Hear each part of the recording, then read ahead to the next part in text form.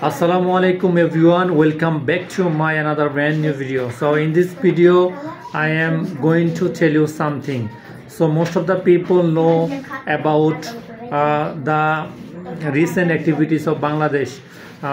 There was a massive movement in Bangladesh, especially if I say the Quota movement. Okay, so for this reason Bangladesh government shut down the internet service in Bangladesh. That's why most of the people couldn't able to use the internet properly. That's why our YouTube channel and many other social media accounts has been has downed. Okay, so that's why we didn't upload videos. So after almost 7 days we are trying to upload videos on internet.